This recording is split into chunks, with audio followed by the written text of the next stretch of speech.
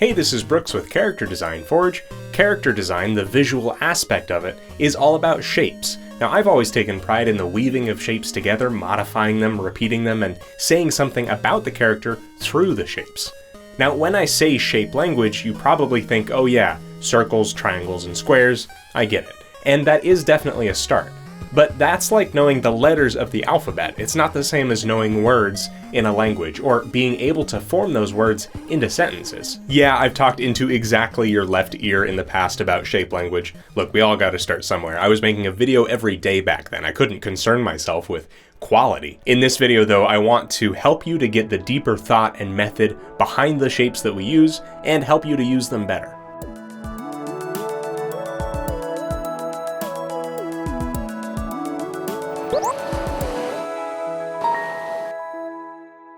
So circles, squares, and triangles, right? But last time I checked though, aside from a few characters like Kirby, Knack, and Box Boy, characters aren't really running around composed of exclusively these literal shapes. In fact, they aren't running around at all unless we make them. Pay your animators. Aside from the combinations, derivatives, and perversions you can create from these shapes, there are central ideas behind them. Energies, I guess, but not in a metaphysical way, but more like the way that letters cause words to sound the way that they do. Circles are more about circular and round language. That means arcs and curves, a feeling of softness, and a lack of threat. Usually the trifecta that round shape language gets defaulted to is feminine characters, young characters, and cute animal characters. And it's for a good reason usually. There's a sense of life to round shape language, a lack of hard edges, and an amount of not just youth or docile cuteness, but latent potential. Now, part of the reason that we associate some of these things with beauty or cuteness has to do with how we respond to the things that we see biologically.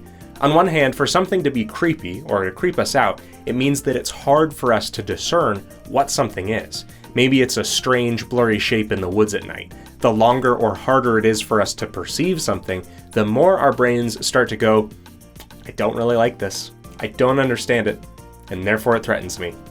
It may even get our fight or flight instincts going. But on the other hand, when you look at Kirby, you can read everything quickly and simply. Hey look, there he is, the whole thing. I like it. Simplicity is one aspect of this, but round shapes are another. Curves and round shapes often create harmony within character design, and either complete, literally full circle if you will, or have a response that makes sense elsewhere in a design. And really, clarity is something that we always strive for in character design, so if simplicity is the method through which you get there, great. You can utilize not only round shapes or curves, but overall arcs and round movements in your characters. There are a lot of round characters I've used and can use for examples of round shape language, but here Art from Monsters University has a round enough set of features on his face, but it's his body's overall arc that makes him somewhat round. This posturing and gravity shows a carefree, easygoing, and non-harmful character, just through the overall arc. I think when it comes to shape language, the next few sort of work with and against each other. Squares represent a quality of shape language denoting stoic, bulky, heroic, stubborn, and ultimately static character design. Quite often it can show a lack of movement, or an ability to be unmovable. That aspect of stasis or static energy can make a square or square-adjacent character unexciting, or possibly even boring. A lot of this comes from the literal lines being perfectly straight up and down or parallel. If you were to simply turn a square 45 degrees to the side, you'd suddenly have two triangles, if that makes sense, one pointing up and one pointing down. If you've seen my video called Spider-Man is a Triangle, I compared Superman, Batman, and Captain America to squares, both in physical design, but also in personality, character arc, and storytelling. Now, it's because of their strong code or resolve. The interesting conflict has to come from how much can be thrown on them. For as much as there's some negative or unexciting or droll qualities, which are good to use from time to time for plenty of reasons, there's also a sense of peace, tranquility, or calm that can be created with squares. Triangles are the antithesis to this idea of static shape language though, and I tend to split triangles into an upward point and a downward point. The key difference being that the upward triangle can feel bottom-heavy, hopeful, and positive, and the downward one can feel especially dangerous, top-heavy, unstable, and dynamic. And dynamic lines are the opposite of static ones, and it can typically be summed up with straight lines versus diagonal ones. Triangles can denote a nimble character, an off-balance one, a fast character, or a stealthy, slippery one.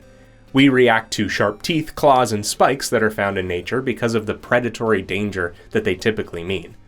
We can incorporate triangular language not just as diagonal lines, but as tapers, including things like teardrop shapes. Now, when it comes to actually incorporating these shapes, as we mentioned, it's not usually as simple as picking a shape and filling in the details, although that can be a great exercise. As with everything in character design, iteration is a really valuable tool.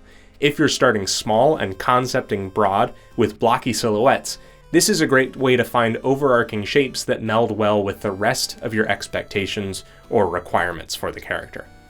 Further along in the process, and anytime you have prerequisites for a character, you can still use the ideas of shape language to inform something. So for example, you could take arms or a jawline that follow typical human anatomy and choose either round, bulky, or angular shape language. Another place that shapes can be useful is in the interplay of shapes within a design and the flow of those shapes together, which I've talked before about being one of the primary factors of appeal in character design. Even past the primary design work, you can be adding details to costuming and props along the same lines. Contrast the gnarled wooden staff of a native, earth-loving character to the rigid, grid-built weapon of an imperial industrial warrior. These may seem like obvious choices because of their wide use, but I would almost warn you to be more cautious about trying to subvert shape language and try to use it in a straightforward way as much as possible. Oftentimes I see people immediately take this information and go, well yeah, but what if the character doesn't turn out the way they look? And that's completely fine. But make sure that you can communicate clearly with the words that already exist from a skill level perspective before you go making up new words or new definitions. That's it for me today. I'm making new videos every week here on Character Design Forge. You can follow along at BagelDenizen on Instagram, Twitter, and Twitch. And please, if you're able to, keep my forge burning over on patreon.com/BagelDenizen. Thanks for watching. Have fun creating.